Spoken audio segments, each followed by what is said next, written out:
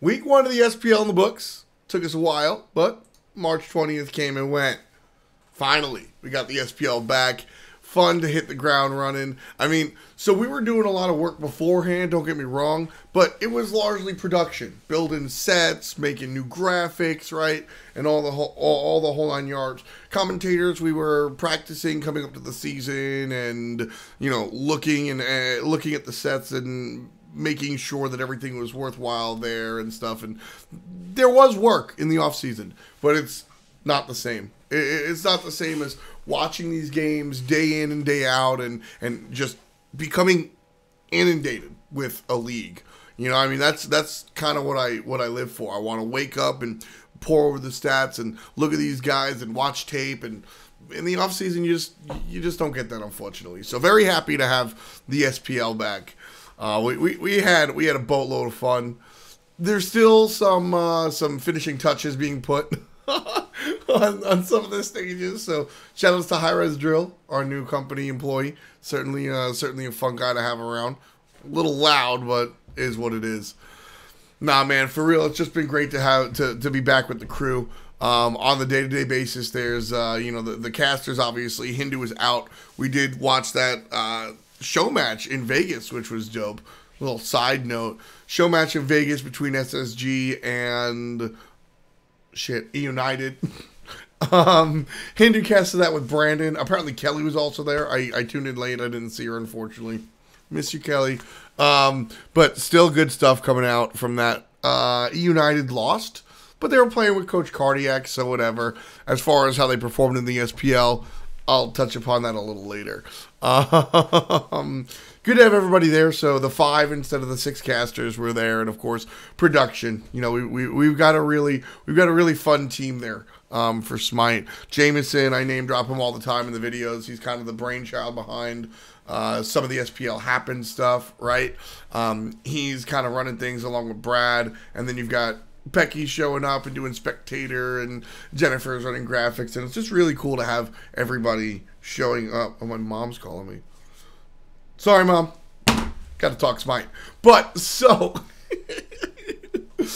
really just, man, this is what we love to do. SPL Happened is back, so make sure to check out the Twitter for that. The games are dope, and just having fun with everybody. I'm going to try and take some behind-the-scenes shots and see if I can put together like a weekly vlog type deal, because working in high res and working for the Smite Pro League is just a blast, and we have a lot of fun. I think it's obvious that we have a lot of fun, but I want to show you guys some of the behind the scenes stuff. So maybe I'll try and figure that out as the season goes on. But let's talk games real quick. This isn't going to be super in depth. I don't want it to be just kind of a weekly recap. I think that we're going to go a little more in depth with some of the other content. So I just want to give you like the things I was surprised about, things I wasn't surprised about, etc.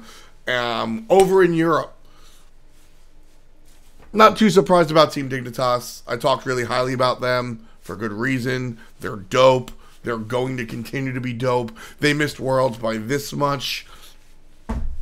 Team Dignitas is going to continue to slay and be disgusting. They might be the best team in Europe. I won't say the world anymore because North America's finally caught up, so we got to watch out for some NA stuff. You know who's not very good? Obey. I expected this team to come in swinging. I thought that Obey was actually going to be the stronger team after the support trade. Talking about them and Energy, Emilzy and Raffer switching teams. Raffer, but here's the thing. I think it has a lot to do with the way that they play. If you go back and you watch old Energy videos, Raffer kind of puts himself in harm's way, takes all the cooldowns from everybody, and his team shows up and cleans up. That's very, I mean, sure, communication is key, right? But at the same time, you also have to keep in mind, like, that's not something that comes overnight. You have to really bake that synergy in and make that happen. It doesn't happen by itself. So looking at what these teams have done, Obey, objectively not good, but I think they have the raw materials for what can be good, and hopefully Raffer and the team start to really meld together, because I think that raw talent-wise, this team is going to be fun to watch. Mouse looked a little bit stronger than I anticipated. I didn't expect Mouse to be this strong. This was Jermaine and Dardes. But the problem was Jermaine didn't show up. That was an issue for me. I didn't like that Jermaine was kind of a nobody here. Team was able to win despite the fact Mouse lost against Team Dignitas, but did take a win against SK.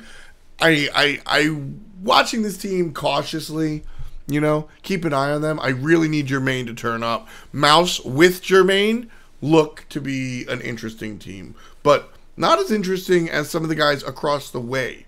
North America, I think, has the most entertaining one.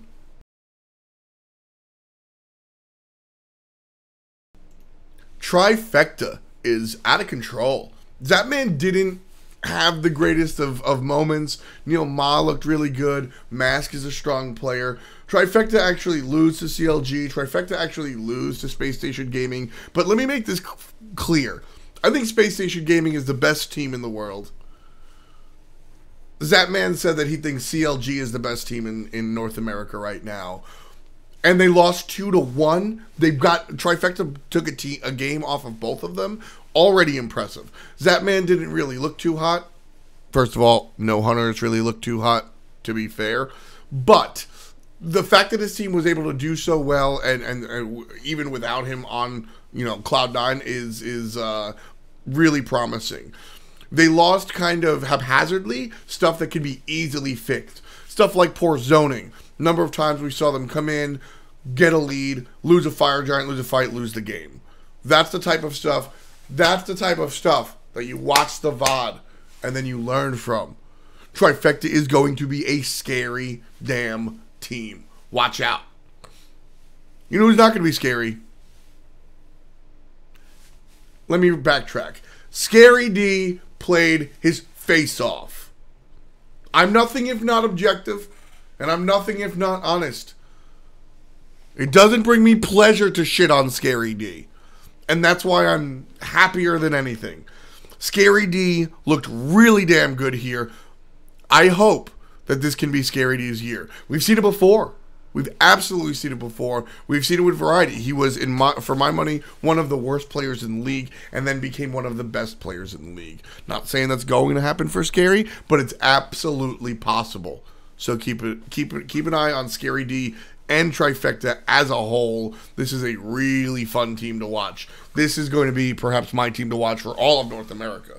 My team not to watch, E-United. Sorry, guys. Defending world champions look like dog duty. Like, this is not a good team right now. LG spanks them. LG, who I predicted to be number 6 in the league, Weekend comes out, performs his brains out. This team looks really good. They spanked E-United. I think that LG is better than I expected, and E-United looks a little lukewarm. They dropped 2-0 to Space Station, who, again, I think is a very strong team, but I'm worried about E-United, man. I'm not going to say that Worlds was a fluke. I think that they're a very good team. People like Benji and Polar Bear Mike and Venenu are out of control, but they got to find a way to win. They have to fix what's going on. Things are sloppy, and it's not Scream's fault. It usually is Scream's fault. It's not Scream's fault. I don't know whose fault it is. Looks like a team-wide thing. Something's got to give. So, I don't know about that, but not a good look for E-United. Great look for the league, though. Everybody looks competitive. There's not a team I watched today that I was... There's not a team I watched this week that I was annoyed about watching. And that's happened before. Sorry, Justice. These teams that we see, all of them can fight against each other, and that's a ton of fun. On the you know, the other side, stepping away from the competition, it's a ton of fun to be able to cast these games. The new sets are kind of fun. Friday's long. I got out of the studio around like 1 a.m. So Fridays can be long, but I'm excited. 6 weeks of this, 1 week in the books, 5 more weeks. This is the type of grind that I really like. I'm really excited, and I hope we can really keep this stuff up. We're gonna lose Hindu again at some point, so we're gonna have just the 5 of us. But we'll be back to strength and have Hindu casting this week. I don't really know when he's going away, so no matter. The team put on a lot of work. I'm really happy and frankly proud to be a part of the SPL this year. and I can't wait to see the rest of it. So thanks for watching. Like I said, I'm going to try and catch some behind the scenes moments in the future, see if we can show you guys some of that side of things, because we have a lot of fun backstage. But leave a like, leave a comment, subscribe, and all the fun shit. We'll go in depth with my picks for next week, SPL Week 2, probably tomorrow. So keep an eye on the channel. Thanks again. And I'll be streaming tonight, Twitch and all that stuff. All of my information right there. Thanks for watching. I'll catch you guys later. Peace. Boom, boom, boom, boom, boom. Thanks for watching. 1.